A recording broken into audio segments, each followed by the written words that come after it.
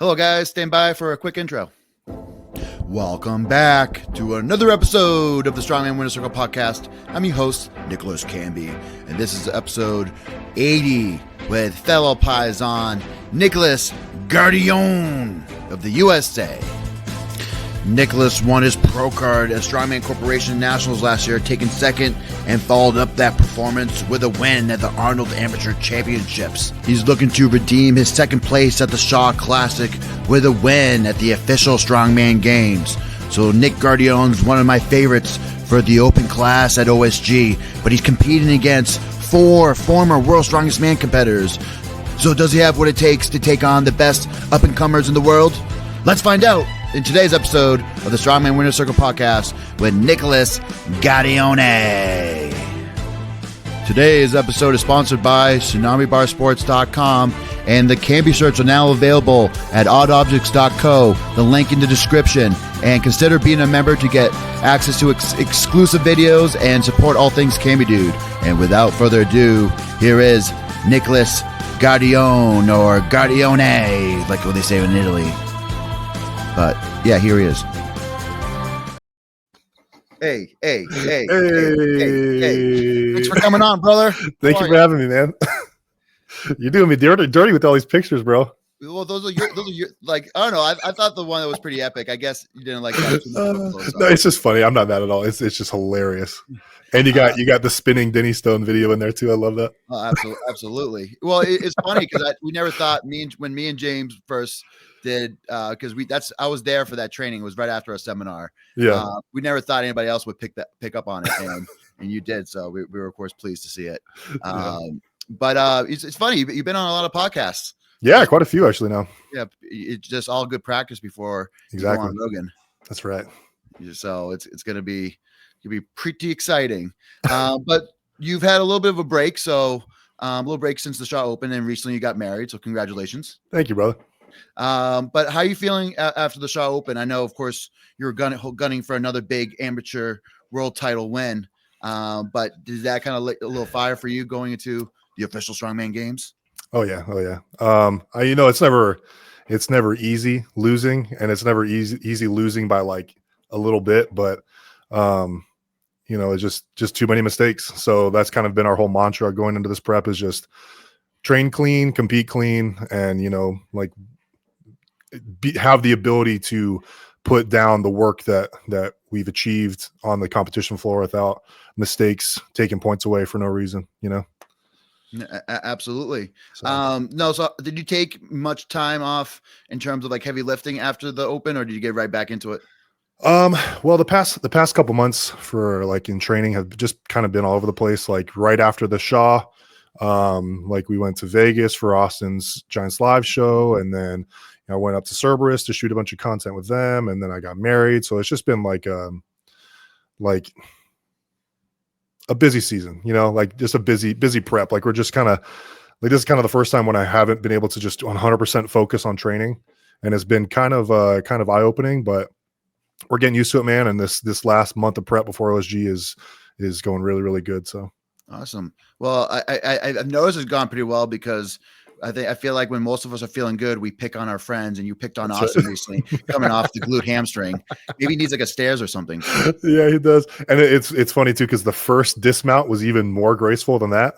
Like that was his cleaned up version. The first one, he like went straight down and did like a front flip barrel roll, and it was just the funniest thing I've ever seen. So I waited there for 5 minutes with my phone just so I could get that video. And I love that kind of thing. It's just hilarious. It's I could watch that kind of stuff all day. Yeah, it's so fun. So how are we feeling so OSG? This is your second time, correct? Second time. Yep, I did my first one in 2022 whenever they had the hurricane, and that show didn't go super well for me. Like I was still pretty new. I don't think I'd even got my pro card yet, and I still took 15th. Like that's when, like that was before I had even made half the progress that I'd made on my deadlift. So I think it was like 720 or something for reps on an axle, and I got maybe 4 reps, and it wasn't enough. Even though I did okay in the farmers, and I did top 5, I think, in the sandbag to shoulder, and then top 15 or 20 in the Vikings press. It wasn't enough to get to the finals, but it was close. and that was encouraging. And then that kind of lit the fire of like, hey, I can kind of hang with these guys on some events. I just need to focus on my weaknesses and double down. And it was a good confidence booster. And like same thing with the Shaw, where it's just like, it's close, but there's things to improve. Let's get back to work and let's fix them and then bring a better package. And then that was kind of the last show where in 2022 where I wasn't in like the top 5. So like everything since then, it's been nationals has been top 3, Arnold's won, Shaw Classic top 3. So we've been on a pretty good tear since then. And it's been a hell of a ride, man. It's funny. I went to take a look at your Strongman archives, and I saw that you, Austin, and Lucas Haddon were all doing Beer Stone in 2022, and it looks like you beat Haddon at that show. We did, yeah, we both did. He, to be fair, it was not. It wasn't a good show for him. Like we haven't talked about it, like because he's had such a meteoric rise since then. I think even faster and more aggressive than even Austin and I's sort of progression. But you could tell even then, like he expected to perform better than he did. And like we expected him to perform better than he did, but it's like, it's one of those things where like, yeah, now he's the 3rd strongest man on earth. We beat him 2 years ago, and any boo-boo, like you can't take that away from us. So, but we'll bring it back and be challenging him for spots like that again soon. Absolutely. Sure. I think you guys are going to all be in a contest all together again. I hope so. But quick question by Mr. Brad, this is one of my buddies. Name a Viking that's more Viking than Nick. You ever get reached out by any Viking brands? I do. Yeah. I had a company reach out to me. Oh God, I should not even say this. I had a company reach out to me a few years ago, or honestly around the same time as OSG in 2022. And they like made me take like these headshots with like my hair like down and braided and like with like some axes and some furs and stuff. It's pretty embarrassing. I still have those on my phone. I'm not going to share them because it's real bad. So maybe like a northern Italian Viking is. Yeah. Well, I mean, we're Sicilian, man. I know I'm like fair. I know we're like fair skinned, but I think it's my like Northern European mom side, because I got a lot of my mom's features, but that Italian blood runs deep. All right, so you're let's dive into the Italian thing, because I'm half like I'm half Florentine, half Southern Italian. So you're half Northern Italian, half Sicilian.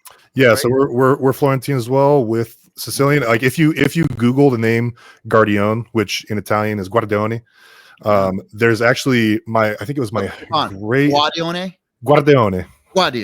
I'll know that if I'm ever announcing it. But like if you Google my last name and put it into like Google Maps in Italy, there's a whole piazza from I guess my great grandfather in Sicily. He was a lawyer. He was like a pretty prominent lawyer in Sicily, and there's a whole street, Via Francesco Guardione, right up the middle of a city in Sicily. Oh, really cool. Yeah. When's the last time you've been back? Since I was in high school.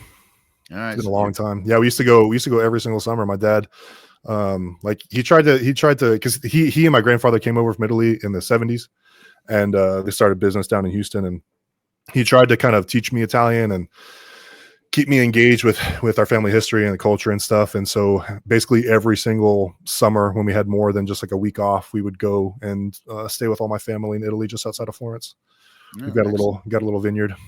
Oh, excellent. Well, of course, that's right in my parts. Yep. But we'll have to get you over there. I know Jerry Lorenzo would love that. I would love to as well. No better reason to do your passion. Have you gone on any honeymoon yet? I have not. So yeah, that's the plan, is to go back over there. So originally, before I knew if I was doing OSG or not, I was going to try and do the Magnus Ver and schedule that with my honeymoon. So like I'd be traveling through Iceland right as the Magnus Ver was happening. And that kind of fell through because I just kind of want to focus on OSG, and like being so busy the past couple months, I just wanted to focus. So that ended up getting scrapped, and we're just going to do honeymoon next year. We'll go through Iceland on the way to Italy for a couple weeks. It'll be a good time. Oh, it's very exciting. Yeah. You guys are going to have the best of time. Yep. Another good question by Brad. Does pineapple belong on pizza? I would say absolutely not. I don't mind the pineapple, but I will never put on pineapple in Italy. I won't do that to my fellow Italians. But it's a different taste. But it's just I'm a little bit of a rebel there. Yeah, I'm just like a cooked fruit like unless it's like in a pie, I'm just like not a cooked fruit guy, you know. Cooked fruit is just not good, not all right. Absolutely. Like apple pie is about as far as I'll go. A lot of the Twitch streamers are coming on here. I'm new here. Oh, thanks for stopping on by. But what we're talking about today is the official Strongman game. So I was taking a look at the people that you were competing at. So we'll take a quick look at the roster. Oh yeah, but you're competing against 13 different nations. It is stacked. So let's see, Let me get. I'm extremely excited, and all these World's Strongest Man guys coming in here. I get the chills just looking at this list. Looking at one, so the 4 World's Strongest Man competitors, you have Oscar Zilkowski, you have John, you have Coco or John Stefan Corbouf. You have Frederick Rieume, who was a finalist at World's Strongest Man, monster, and then you have we'll go on the second list. But the other World's Strongest finalist is going to be Spencer Remnick. Who's never been off the podium from the 3 times he's done OSG. He's gone 3rd, 2nd, and 1st. So the one thing I was thinking is like, as much as I appreciate Spencer coming down and doing OSG and earning his spot, I feel like he shouldn't have to do it after. I feel like he shouldn't have to either. I feel like it should be like, even if you didn't make the finals at Worlds, I feel like you should be on a very short list of returning athletes to pull from. You don't need to go back and requalify with like us plebs coming up. Yeah, absolutely. So I wonder, it'd be interesting, like for instance, like if he takes a 3rd, but the guy that takes a 4th is very promising. Do they also take a 4th? Like last year they took 5, but mainly because 42 and I got the European bid. So it'll be very interesting. 42 is a freak of nature as well. His pressing is ridiculous. I know, 210 or 210 kilos or 462 for 2 strict presses. Unreal. Pretty wild. Yeah. So big things, and he's playing it smart. He's like, he didn't overcompete after World's Strongest Man. He did the log champs, and then he's resting up his knees and just building for next year. So it would be interesting in what kind of shape he comes in through. But but for you, what event are you looking forward to the most when it comes to the official Strongman games? I'm really excited to show how much improvement I made on the deadlift. Like, this is the first time that like I really feel I definitely am not going to win. Like, there's guys talking about 6-7 reps at 820. I'm not touching that. Who's that? Who's saying that?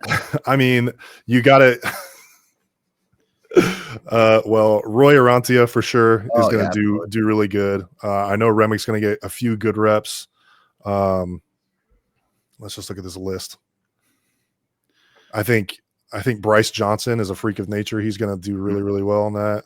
Obringer, Buck's going to get a couple good ones, and then obviously the big favorite is Spurgeon.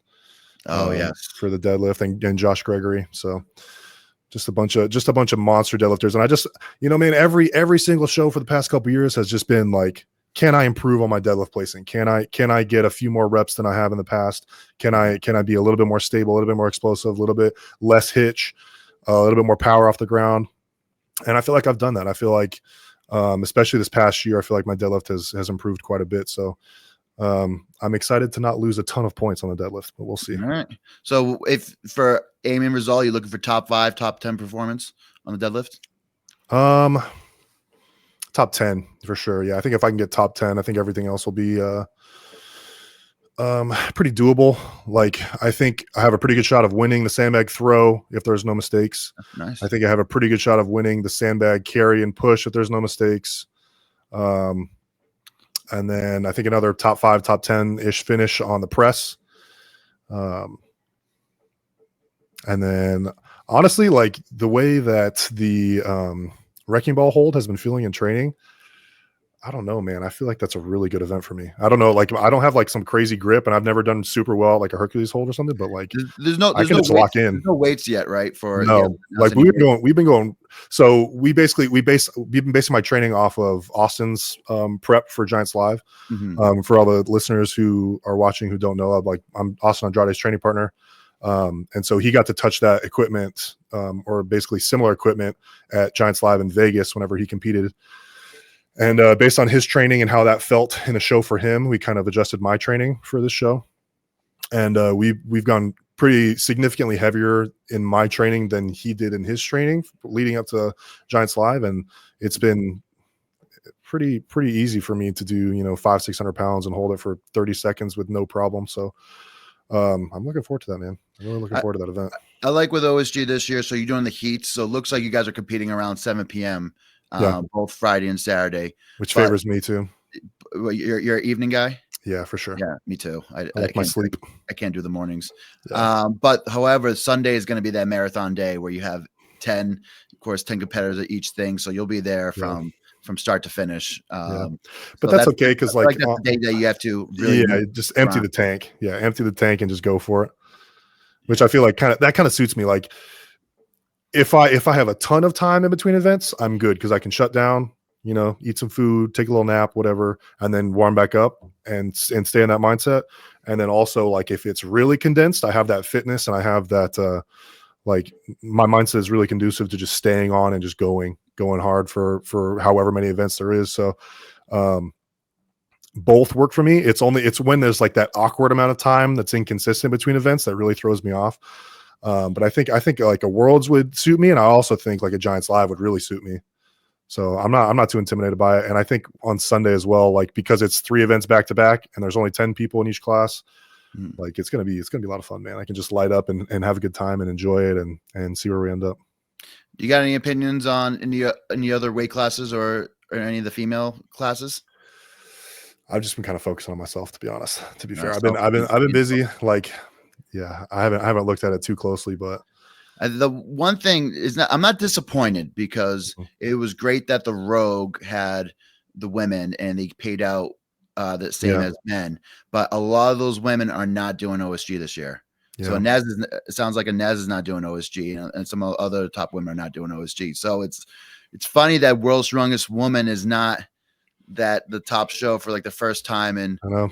However, like how maybe of course you would do the Arnold Pro and you would still have to do the world, like the last few years, you do the Arnold Pro, you do World's Strongest Woman, but now you don't have World's Strongest Woman anymore. So I hope that you like when I would say what's the phrase I'm looking for? The high tide raises all ships or something. Yeah. I'm not a Viking, so no, that's it. That's it. High tide raises all ships. All right. So like I hope that like the OSG maybe after this year will maybe make the same thing, make it for the men. So make the women's an open class and they qualify for World's Strongest Woman, and then they have it as some cool spot where there's more prize money and a bigger attraction because they have to kind of step up, or that World's Strongest Woman titles maybe not be as prominent as it has been the years past. So what do you think about that? I think I mean I think you're totally right, and I think that the Shaw Classic needs to have a full dedicated female pro show. Like they only have the men's, and then they kind of separated the females down with the amateurs, like in the open with us. And I think they deserve it. I think they've been killing it. I mean, the numbers they've been pushing is absolutely insane. Like Inez would be like, she'd be pretty dominant at like a national level strongman male show. Like she's just an absolute freak in nature. And it's been she's a really good friend of mine, and it's been just a pleasure to watch her kind of grow. And we met before I think in like 2021, but we were good friends leading up to OSG in 2022. And I think she took 3rd or something. And she obviously wasn't that happy about it, but to see her go from there to, what she's doing now at the Rogue Invitational and the weights that she's moving and how happy she looks. And I'm just so proud. She's amazing. Well, I'm hoping big things. So I'm hoping that there's a max log at the Arnold Pro. So maybe she can hit something really big. I hope so. And then for you, so kind of circling back to OSG, have you and Josh Spurgeon been talking at all? So for you guys that don't know, Nick won the Arnold Am, beating Josh Spurgeon. Josh Spurgeon is the one that beat him at the Shaw Classic. So you guys, it's the grudge match of the top amateur shows in the world. Yeah. So this is, we have like a kind of a running joke. He and I are really close buddies, so it's not like toxic at all. But we have a little running joke now where he messed up the sandbag to shoulder event at the Arnold and basically let me win. And then I messed up the sandbag carry event at the Shaw and basically let him win. So this one's our tiebreaker. Yours is because you threw the sandbag and it went outside the box, outside the tape. Yep. So and Brian told everybody, like, it was a rule. Like, if the sandbag touches the tape at all, it's a 5-second penalty. So the first and the cylindrical bag I threw down into the box and it was fine. It didn't move at all. So you'd think that the flat Husafell bag wouldn't roll at all, right? So I'm running, I throw that sucker on top of the other bag and it just somehow bounces on the ground just enough to like tip on its side, and then it rolls over and lands on top of the tape.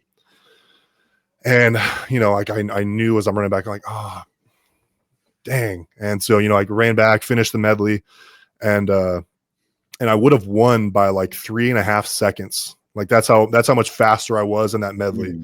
And I went from taking first in that event to 7th, which basically cost me the win in the end. I lost by Spurgeon by like 3 points or something, but that would have been enough for the win.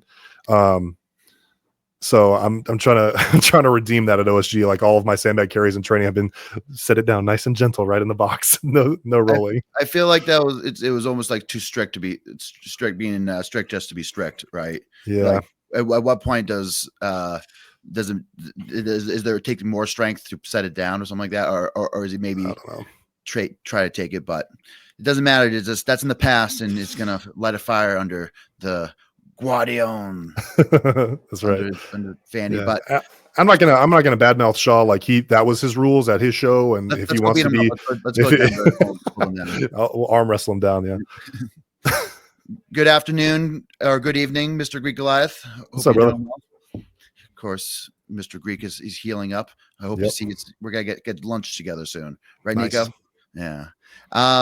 So anything, and then just going back to the OSG. So yeah, it's gonna be a battle. I know you listed off a lot of names. So looking at some of it's funny if you look back at the list.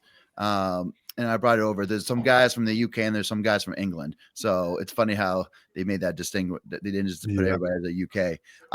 But if he comes, Rayno Nell from South Africa looks like a beast. Savage. Yeah. And then of course there's some other kind of great Americans. You mentioned Bryce Johnson. Yeah, he's looking insanely strong right now. Have you seen his deadlift videos? Yes, very strong. Disgusting. Of course, if Kitchen decides to go, he's gonna be of course a threat. He's always good. He's always in there. Yep. He's still wavering after doing SCL. He's not sure. He's not sure yet. Yeah, he's still chewing on it. Oh, I did not know that. But I'll let him say. Rayno has a bicep injury. All right, so that might. Is he out for sure? I imagine maybe. If you have a bicep, I don't know if he's wanted to travel all the way to South Africa to beautiful Madison, Wisconsin in the dead of cold, right? Leaving the whole jungle, not the jungle, but what I'm thinking of, all the lions and tigers and Savannah. Yeah, that's right. But of course that was pretty good. Anything last topics in terms before we move on from OSG? I've been also watching Jack Osborne, his pressing. I think he's going to I think he's gonna take the press event. I think he's gonna get like 6 or 7 reps. I don't know. That'll be pretty wild.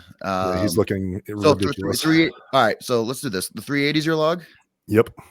And for a minute. Yeah, I would say usually 6 would be really impressive for 1 rep every 10 seconds. So anything over 6 it would be disgusting. Yeah, I think the world record at 400 is 5 or 6. So if he gets even close to that, that's ridiculous. Like he's one of the best pressers in the world for reps. I'm hoping for 3 or 4. All right, at 380, right? You're not going to go to the Trump log. I was kidding. I do think I think a heavier log for like a Trump of the Trump would be cool too. Oh, like if you do like a 420 for reps or something, I feel like that'd be awesome. Wow, that'd be really cool. Like imagine all that. That's almost like a max. They had a max of the first OG. I was a part of that. I wish they would bring some sort of a max, but I understand with the sheer numbers. But you could have like 8 logs out there and have like lines of guys, and then let narrow down to 1. Could do that. That'd be freaking sweet though. It'd just be a lot of equipment. But before we move on, we gotta thank our sponsors with a quick Tsunami Bar ad. So Stay tuned. Are you ready to shake up your training? Are you ready for your next challenge? Tsunami Bar Sports is here to boost your power, stability, and coordination.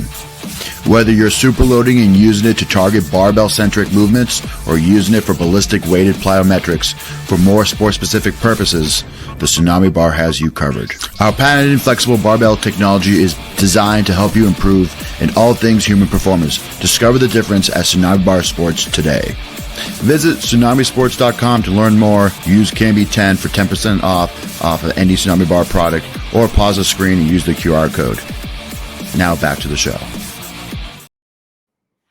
Have you tried Richie's Tsunami Bar yet?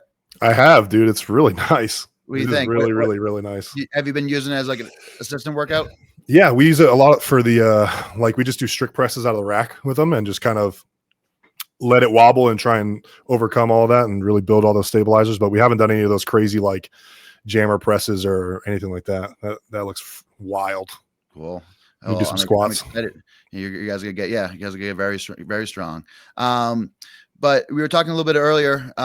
You love the big old log and all, especially Vipers. And I just had Alex Soak up on. We talked a little bit about like what takes to be a good Viper press. But like in your opinion, what are like the key fundamentals when it comes to Viper pressing? Just aggression. Like if you clean it, like if you pick it up off the floor fast, you can build up momentum. Just be aggressive from the start. And kind of a change of gears too. Like also huge shout out to Alec because he took some time whenever I hit him up in the comments of one of his posts recently to do a stone sleeve tutorial because Austin and I have been having some troubles whenever it gets cold out with some tacky issues. So he took some time out of his day and made a little video for us. So huge shout out to Alec as well. What were the big takeaways from that? So clean your arms, obviously soap and water, alcohol, clean them up, and then spray tacky before you put the sleeves on. So spray tacky as in just like from the can? Yeah, like the little spritz bottle. Yeah. All right. And we don't have actual sleeves, but I've been doing it with tape, and I've been kind of combining like Lucas Hatton's recommendations with the tape and the kind of the way the pattern that he lays it down with Alex, and it worked pretty well. We did a stone session last night and it was phenomenal. So shoot shout out to those boys. Does Lucas use the same tape that some of the MST guys use? It's like a zinc tape, which is I think so. It's just like a cloth athletic tape. Okay, all right. Because I've been seeing that more often, and it looks like it's supposed to be a little drier, so hopefully avoid some of the sweat. But but that's a good point in terms of cold weather, warm weather, sleeves versus no sleeves. I'm still going no sleeves for a while, but I'm thinking of switching that up once my bicep is ready to go. But back to vipering. So Sorry. In your opinion, so you talk about aggression, but what else makes it good? Like, is there any good assistance workouts you can get better at vipering? I think just like a really high thoracic extension incline press, like with the log or with barbell or Tsunami Bar. I think those would help a lot just because you do need that strict power once that momentum kind of runs out to finish. But I think mostly it's just like being really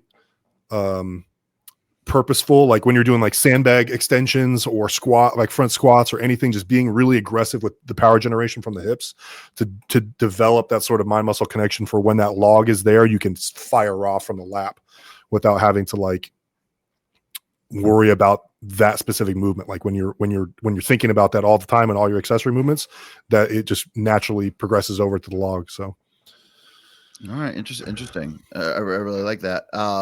I've been kind of blasting this more kind of strict volume. I used to never do strict press and not bring my head through, but I've been doing that more as an assistance exercises after real strict presses where I bring my head through. So when I went to, like, for instance, MST's or Shane Reese's seminar, he talked about that was just a tool to use for more volume and just go and be able to go heavier, just not keeping your head back. So I've been treating it as more of an accessory, but not how I would do it in a competition or for my set. So that's been like blasting my triceps and shoulders. So I want to try a 180 strict press. What's your best log strict press? I did 365 right before the Shaw. Okay. All right. Yeah. And then I ended up doing I don't know, whatever the weight was for the Shaw, 320 or 325 or something like that. I ended up doing basically 8 reps, all Viper at the Shaw.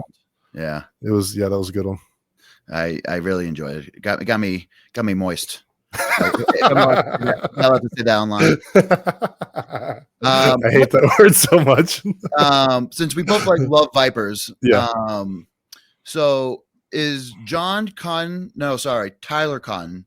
Is he the best Viper? Does he have the heaviest Viper in like known to the He Open? did what, 420, 415? He's done 200 kilos before. I think at the Clash on the Coast, the first year. So they had the 105 contest, but they had the men's Open log championship. And I think what he did was Viper the 200 kilos. He kind of does like a weird Viper, but maybe does like a little bit, adds like a power jerk into it. Like when floating in the air, he like finishes in like a power jerk, but I'm pretty sure he did 200 kilos. And then he threw it down too fast. So he had to do it again and then hit 200 kilos again. So he didn't get the next jump, but I want to say 200 kilos is the most. What I think Lucas has hit. I didn't know that. I think Lucas has hit 180 pound or 180 kilopound Viper. Is that right? I think so. Yeah. Yeah. So that's crazy. I didn't know that. And then Mateusz Kieliszkowski, I think he's done 170 for 3. Yeah. I think he did that. It was the Arnold Santa Monica, which that was the. Oh, you may be right because he did a 3. I think it was a 365 for 3 after the yoke at the Rogue. Yes, but I want to say that Arnold Santa Monica was either 374 or 385, and he vipered like the first 3. Yeah, he's incredible. I hope he comes back, man. I hope he gets over his little injury spurt and comes back because he's one of those guys where I'd love to compete with him before he kind of fades away. He's doing the MBM. He's doing the Magnus Classic. I know. So I think that's a good sign as long as he can complete it and not get banged up. But I think I don't know. It seems like you see Trey come back from his Achilles and he came back stronger than ever. So you have guys like Mateusz, guys like Adam Bishop. I think they're just going to be fine. They're seasoned competitors. They know how to deal with injuries. Yeah. It's funny. They both Luke Richardson too, which you just had on. Did Lucas? I don't think he had, but I don't think he had Achilles. Did he? No, not Achilles, but he's torn fucking one of everything. Everyone. Yeah. Oh, but he is. That was. Did you watch that one? Yeah, it's really good. That was good. That was very motivating. But like, those are the guys, of course, to hear those stories, especially like when you're dealing with your own injuries. Yeah. And I've even said that in the past about like Brian Shaw, because he talked a lot about his injuries between his first and second World's Strongest Man title, and even like Martins has talked about it. So it does, even though it's lame to talk about injuries, it does help other people. Yeah, and I think especially for us, like in the sport, it kind of just gives you hope that like even if that does happen, you can come back and it's kind of reassuring. And I've been really, really blessed that I haven't had anything crazy happen like within the sport. But, you know, you never want to see that for anybody, and you never want to go through that. So it's good to know that you know, if you're smart and you go about it the right way, that you can come back from anything. And our boy Nico is a huge part of that as well. He's been through the ringer in his own way. Yes. So he's got to come back, but I'm going to go see him soon. And I'm going to rub some dirt on his shoulder. That's right. Hell yeah. But anyway, I knocked on some wood for you. I'm big. So I did as well. My desk is wood. All right. You know, superstitious, but I am a little bit. Yeah. So it's interesting because I love watching you and Austin train together, and it looks like you guys do a lot of the same training, but you guys seem to be kind of opposites in terms of skill sets. Of course, you're moving athletics. He's very static and has his strengths. But for the most part, like when it comes to movement events and when it comes to those items, what do you attribute your kind of moving event skill set or your or let's just say medleys or what have you, the more of the athletic events, what do you attribute that to? Is it you think that's more kind of conditioning? Is it more from your past athletic history? Of course, I listened to a lot of it on Ken. What's how you say Ken Nowicki's last name? I always say Nowicki. Nowitzki. I'm still gonna say Nowicki, but yeah. Dude, I tried. I was like there's like a 10-minute long thing in his house. I'm like Nowitzki. Like I couldn't figure it out. And I still probably didn't pronounce it right. No, sorry, Ken, if you're listening. Sorry, Ken. But yeah, what do you attribute to some of that? But I remember you talked a long about. So if you guys haven't watched that, you guys should watch it. He talking about your early days in competing in sports. But what do you think? What do you think your athleticism is gifted to in the sport of strongman? Yeah, and I think it's and go check out the Cerberus podcast. I really, really enjoyed doing that podcast. We get to talk about mindset and like a lot of things that I really enjoy. But I think if you because I don't know 100% for sure why I'm like fast or whatever. But I think if you kind of look at Austin and I's backgrounds and kind of like compare and contrast because we were both in sports going through high school. But he did football, he did wrestling. So even though that's very athletic, you kind of have to, you know, be in your spot, and you got to be kind of stalwart, and you got to kind of, you know, develop that static stability and strength. And that was his whole focus going through, you know, his early years, is to develop that static strength to be able to move weight and people around. And my athletic background is running, climbing, and then just kind of like, you know, I did parkour, like none of the flips and stuff, but like I was climbing on buildings and jumping off 2-story buildings and rolling and, you know, vaulting and, you know, that kind of stuff. And that was a lot of fun. Did you do that at your current body weight? Absolutely not. I would die. No, absolutely not. But it was a lot of fun, man. Like how many pounds ago was that? Probably like 200 pounds. 200 pounds ago. All right. Yeah. Yeah. So I was probably 160 pounds when I was doing that at my height. So I was like skinny. I think you're the first parkour on my show. Well, so it stemmed from doing cross country. Like I was throughout middle school and high school, I did cross country, just distance running. And I just kind of got bored, you know, and I would have my music playing, I'd be running, and I'd be like, you know, I don't really want to be doing, like, I want to be doing this, but I don't, like, I'm just getting bored of just going straight forward. And so then I would, like, you know, jump over a park bench, you know, and then jump over the park bench head first and land and roll. And then I would, you know, jump over the park bench and kind of vault over it to the side or whatever. And then I started like climbing walls. And then like my school was just outside of my neighborhood. So I would go to my school and just kind of, like, it was kind of terraced up to like 6 stories. So like you could jump up on a awning and then go up on the roof, and then on the next set of roof, and then on the next set of roof, and then climb up ladders. And then you go onto this big ornate, you know, top piece that they had up there, and you could just sit up there and listen to music and look at the stars and look at the city. And, you know, it was very just like kind of scenic and you kind of meditative in its own way. And so that kind of got me to fall in love with, I hate using the word parkour because it wasn't really that. It was just me kind of like climbing on shit, you know, while in the middle of my runs.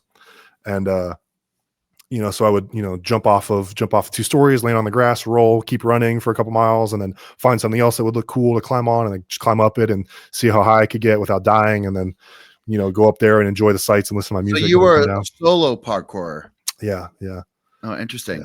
Because anytime someone says parkour, you think of like doing a backflip off of a, you know, whatever, a fence or, you know, going up. And I never did any of that stuff, but like I could jump up on the top of my, you know, 5-story school, sit right on the edge, listen to music, and just kind of hang out and vibe out. And it was a lot of fun. It's a lot of fun. I want to add, so it's interesting because you talked about having that cross country background. How long did you do cross country for? I think 5 years. And our team wasn't that great. Like we never made it to nationals or anything, but we did pretty good. Like we went to regionals, and it was okay. It was mostly just I enjoyed hanging out with my friends, and I enjoyed kind of running and doing something to get better. And honestly, like I saw all the football guys like in the weight room, and I was like, those guys are losers. Like, what? Who lifts weights? Like that sucks. Like, I know. I could go run 5 miles in the 110-degree heat, 100% humidity. So you've done a little bit of a 180. A little bit, yeah. There's we're getting a lot of questions, but the last thing I want to mention is that you're the third person that has done long distance running and has become a really great strongman. So the other 2 would be Hooper and Andrew Clayton. So it's pretty interesting in that the other side of strength is that extreme endurance. So I'm starting to figure out maybe there's a little bit of a piece there. Maybe that's a missing item. I always say that there's a lot of great wrestlers in the background. We just mentioned Austin, and you can go. I can tell you, I have a list of like 6 or 7 other guys that have been great high school or collegiate wrestlers. So, and I don't know if it's exactly like the movement of cross country, but like to be able to run for 2 hours when it literally is the most excruciating pain and just continue to run. So that does something to your psyche, does something to develop a mindset. You know what I mean? So I don't think necessarily like the skill of just running for 2 hours is necessarily important, but like the ability to withstand that pain for hours and hours and make it enjoyable and push through. I feel like that just kind of develops the character required to become someone who can continue to do that in a different setting, which in this case is strongman. Absolutely. Hey, Josh, what's up, buddy? I know we got. Let's go. Let's go through the questions really quickly. I got to start with with Brad over here. Okay. If you would arm wrestle, who would win? I'm going to say Nick. Nick has the levers, and I think his biceps are a bit better than mine right now. So back. And Brad, thank you for the super chat. Can't Bambi, did you ever beat Elden Ring? Oh no, I haven't even started the DLC. Bro, it's so good. Come on. Once I got help, so I was playing Elden Ring all during the bicep recovery, and then once I started being able to train again and everything, I've kind of played Black Myth Wukong. Oh, is that the Monkey King game? Yes, dude, it's so good. But that's the same people that make Elden Ring too, right? No. This is like a Chinese developer. Oh, interesting. But it's amazing. It's a fantastic game. Hey, Brad, do I need to share this with Guardione, or can I keep it myself? What is this? You gave me £5, so you can keep it, $6-7. That's right. Buy me a beer next time. Yes, Dark Horse. How long? Since you didn't at Giants Live. We were supposed to shotgun beers before, and I screwed up. I ruined it. I went to a convenience store to buy booze, and I forgot my ID, and the beard wasn't enough for them. Being a 35 grown ass man wasn't enough for them. How long did it take you guys to get to OSG pro level? Is 4 years a realistic time frame, or would it take longer, depending? So as long as you stay healthy, it took me 3 years to win my pro card. How long did it take you to win your pro card? It took me 3 years to win my pro card too, yeah. And then I did. But I was at OSG before I got my pro card. All right, interesting. So how long until you got to OSG? 2 years, but I had been I hadn't done any strongman training because I started at January 1st of 2020, and then I was at OSG in December of 2022. But I had for 5 years before that, I had been in the gym kind of lifting weights. I had maybe a 500-pound deadlift or something before I found heavy metal. But if you're dedicated and you're putting the time in and you're being smart, you can definitely 2 years is a lot of time to make progress, especially with those noob gains. Proper nutrition, proper diet, proper sleep, proper training. You can make a ton of progress in 2 years, man. All right. So yeah, I would say so between right here, you have 2 to 4 years. I did my first OSG in 2016, so that was the 4-year mark. I qualified, but when I did it, it was I was going against the top 2 105s at the time, and Rob Kearney and Sean DeMarinis. So it was pretty tough to get into OSG. But I would say 2 to 4 years to make it to that. I barely squeaked in for mine. Squeak. Yeah, I did. So I did the online qualifier in 2022, and I think I ended up in 12th or 11th or something in the online qualifier. So I didn't make it in. But what happened was a couple of guys before me, I guess, didn't read the instructions. So they didn't weigh their weights or do something right in their videos. And so they got disqualified. And so I ended up getting in on kind of count back. And so I was the whole time I was joking that I made it into OSG because other guys can't read. That's reading's half the battle. Yeah. And Josh mentioned, I think it's a good point. I think it depends on where you are currently performing wise. I did powerlifting first and transition. Absolutely. If you're a high level powerlifter, like our boy Nico the Greek Goliath, he did the same thing, was IPF champion, and then moved on over. Should we remove back toss from OSG? Nick? Which Nick are you talking about? One Nick likes something, one Nick doesn't. So which Nick are you referring to, Mr. Josh? No, we should not. We should keep it in. I gotta make up points on you somewhere, Josh.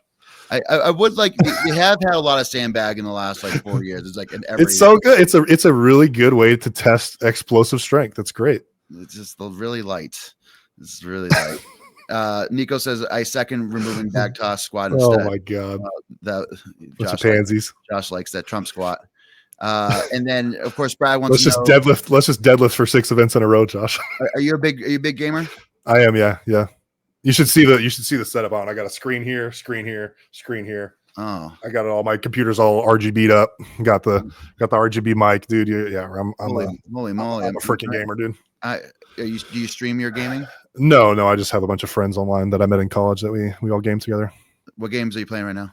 Right now, we've been playing Dragon Ball Sparking Zero, and we'll just be doing like Dragon Ball tournaments. It's a lot of fun. But our go-to games are Rocket League and Counter-Strike.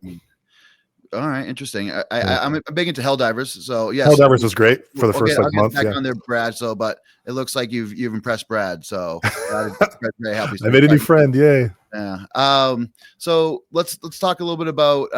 So of course, being the Arnold Amateur Champion, of course, grant you the course access to the Arnold Pro the year after. How's any word so far? Nope. No. And I mean, the word is that I probably won't be there. Okay. I am hoping I will be there. Do you think like Oscar Zukowski ruined it for you? That's just what I've heard from other people. I haven't like, I had a conversation with Jan Todd and she didn't say like, yes, Oscar Zukowski shit in the bed on his Arnold Classic was the reason why I'm not going to be invited, but the timing just kind of lines up. I just think that they, like Dion and Strongman Corp, kind of burned too many bridges and kind of shut that down.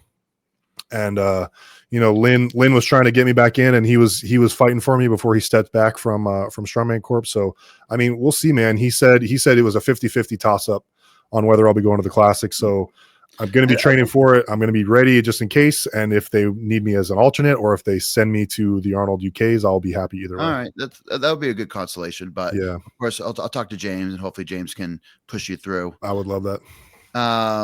And it's interesting. Josh, playing a lot of Rocket League. Maybe you guys can have a dude. That would be fun. Let's go. Match in Rocket League. Let's go. I've never played, but looks pretty good. Hell yeah. Yeah. Oh, yes. You'll know me soon enough, Brad. I'm trying to get through. I'm trying to get through a podcast here, and you're chiming in a lot. Any big off-season plans after OSG? No. I mean, I don't think I'll really get one, because if I go straight into prep for the Arnold, there's not going to be much time, and then depending on what happens at OSG, prep for Worlds right after that. So we'll. I think this next year, if everything goes right, it'll be a busy year, and we'll get to rest at the end of next year, but I think now's the time to push. Josh and I are in a very similar spot where, this is the time, like our name is out there. People have their eyes on us. We have to win these shows. We have to do good. We have to concrete our name into the pool of up and coming athletes that need to have a shot. And, it's not the time for an off season. It's the time to get to work, and compete. So. All right, excellent. We'll cross that bridge when we come there.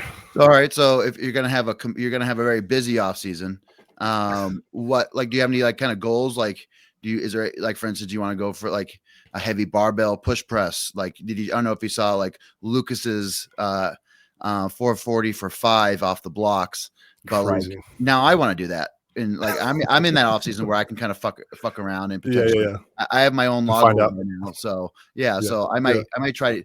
I think I could get 3. We'll see. I think 4 or 5 would be tough, but I feel like that. Like he did put out a number, and he did say no one else can match. Like I don't think anybody can match me. And I'm like, all right, game on. That would be crazy. How much are you weighing right now? 308. Ooh, we getting there, bro. About 24 months removed from. Nice. No, sorry, I am 25 months removed from my last weight cut. So it's 77 pounds later. Feeling pretty juicy. That's crazy. But it does feel pretty good. What do you like, for instance, like in the off season, would you go for like, what do you like? Do you have any like deadlift goals?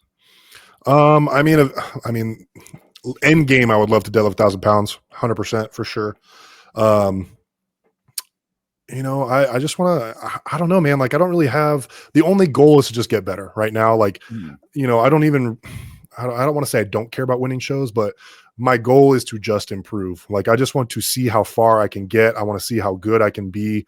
I want to extract as much of this potential that I have within myself as I possibly can, and just kind of take it as far as I can go. Like, I'm just having fun and enjoying the ride, man.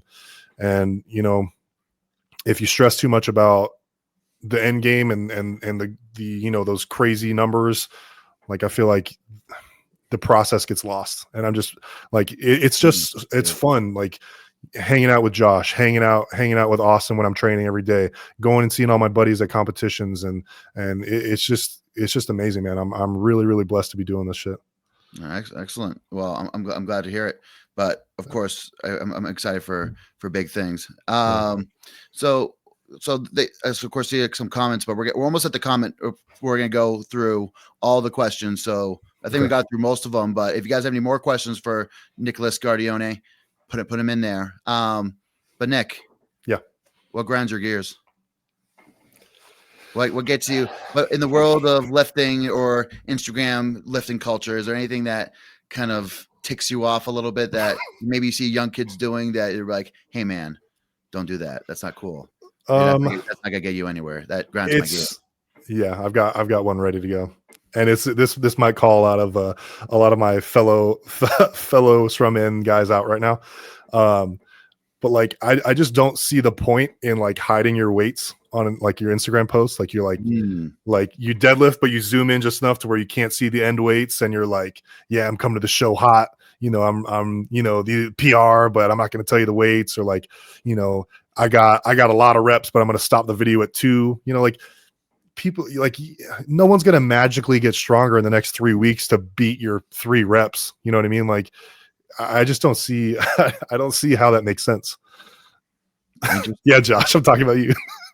No, but like there's others. There's others. And it's like, it's just something where it's just like, you're going to do what you can do on game day. Knowing that Josh is going to get 7 reps on deadlift is not going to get me to do 8 reps on deadlift. Like I'm still going to get 3, So it's just like, it's just one of those things where like, I can see both sides, but whenever I see it, I'm just like, come on guys. Like it's like, y'all taking this way too serious. I can understand. I've said it in the past, even because it is 80 episodes. I've done a lot of grind my gears. Yeah. So I've said in the past when athletes don't post their weights, just because I'm like, I'm seeing you do this, but I have no indication of if this is good weight for you, like good, if this is good for your weight class, not good for your weight class. So like it makes my algorithm in my head go spin, because I'm trying to figure out if like he's moving well, but is this heavy or not heavy? So and like day of, it doesn't matter, because you're going to do the best you can. I'm going to do the best I can.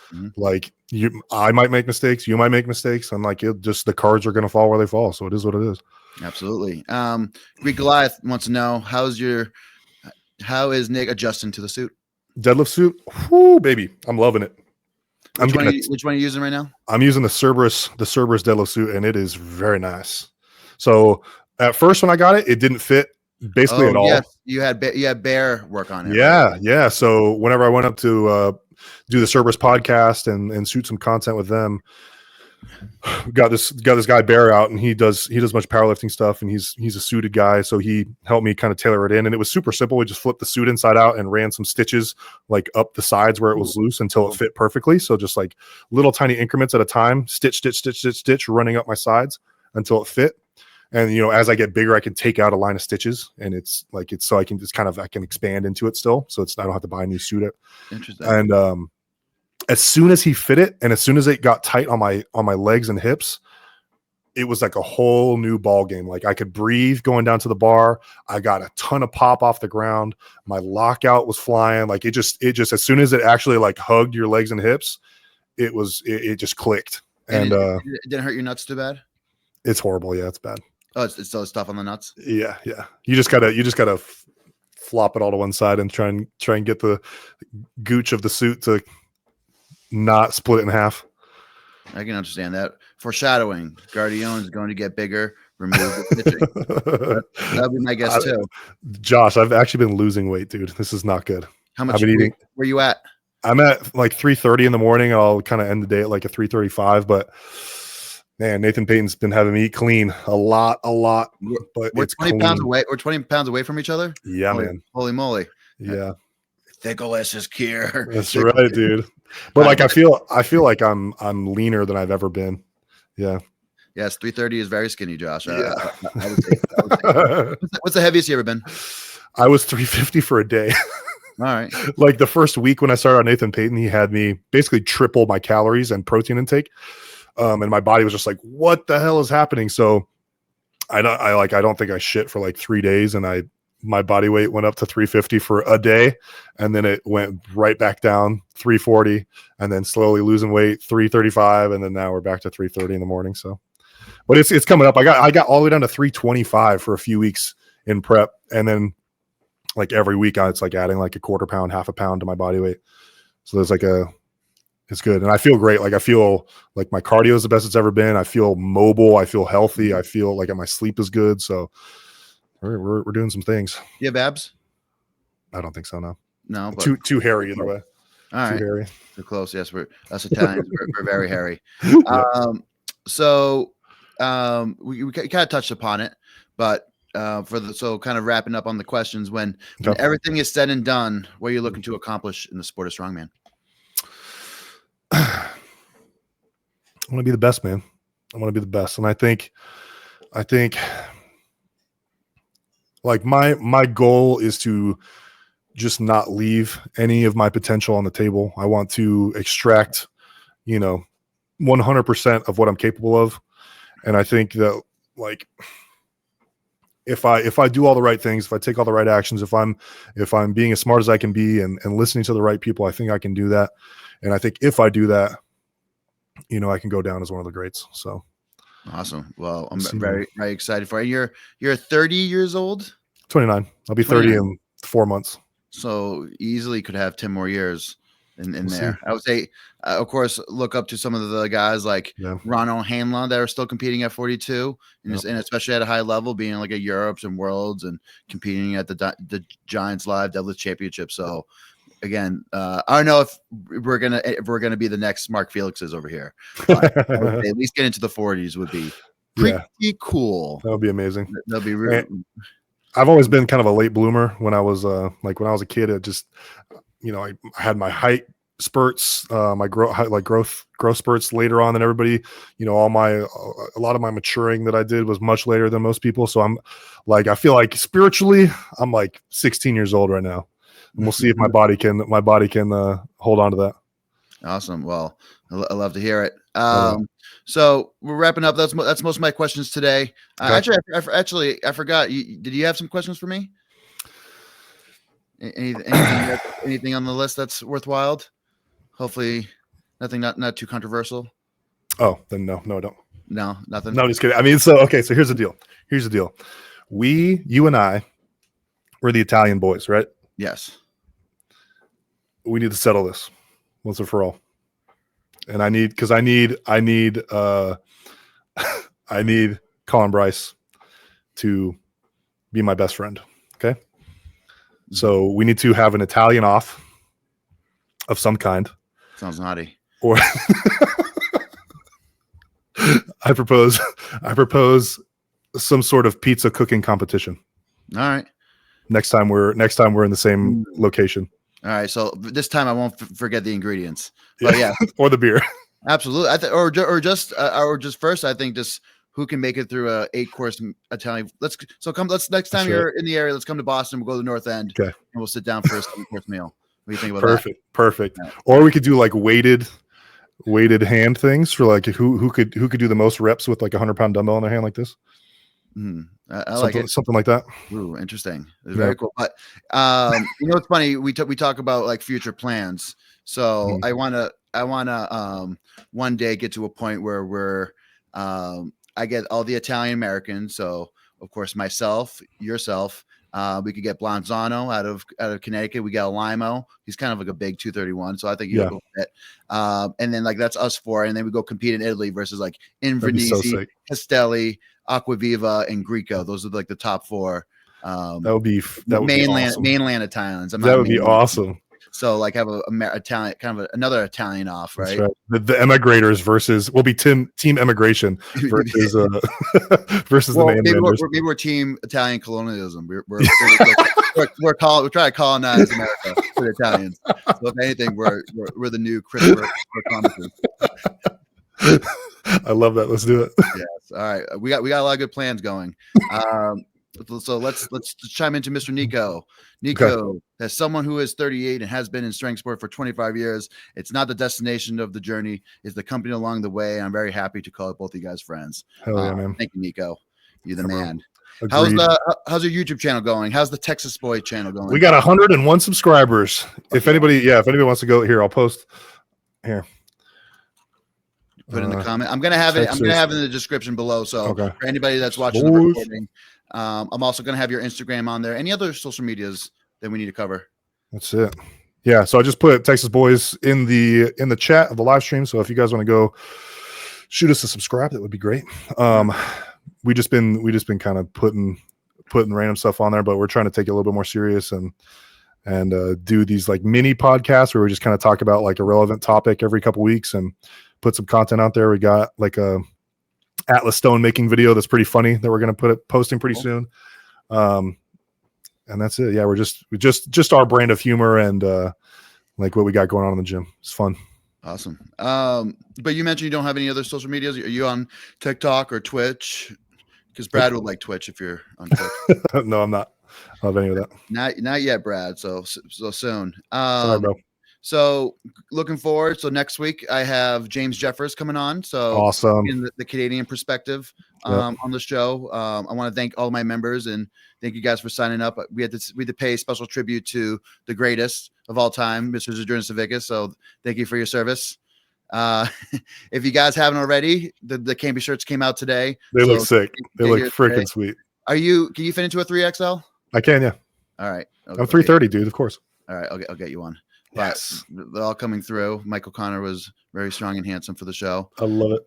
And then and Kitchen's video with the horse and the flag is like every time I see that I just smile. It's so good. Oh man, that it's funny. I had him shoot a bunch of footage, and I'm like, I didn't know what I was gonna do with it. So it's so funny. I love it. Creative planning. And then guys, on my end, if you're interested in coaching or press coaching, just starting to ramp that up. I have a few clients now, so get to it. And then let's leave the listeners with one more piece of advice. So what is one piece of advice you want to leave the listeners to finish off the show? Punch up. Compete at shows that scare you. So like my entire career, every single show that I've done has been against people. Shut up, Austin. Why are you ruining my moment? But my entire journey has been competing against guys that scare the shit out of me. So like weights that are way out of my league, competitors that are way better than me. And you sign up for these shows and you go into these preps and you just slowly start to believe and you slowly, chip away at the work. And, once you get there, you hit a PR and it's just that kind of motivation of going against people who, that you have to give 100% to even be close to beating. That just brings out the best in you and you're going to grow so fast. And, it's not a bad thing to have a great training partner like Austin and, fifth strongest man on earth and surround yourself with people that inspire you and challenge you and, keep growing stronger together. It's all about community. That's great words of advice, but I wanted to end it there. But Austin, why do you have to chime in right at the end? Right at the end, dude. Classic. Can you deadlift more than 950? He will. He will, and he'll tire deadlift, and he loves you. All right. Thank you guys for tuning in. Until next time, stay strong. Thanks for tuning in, Austin.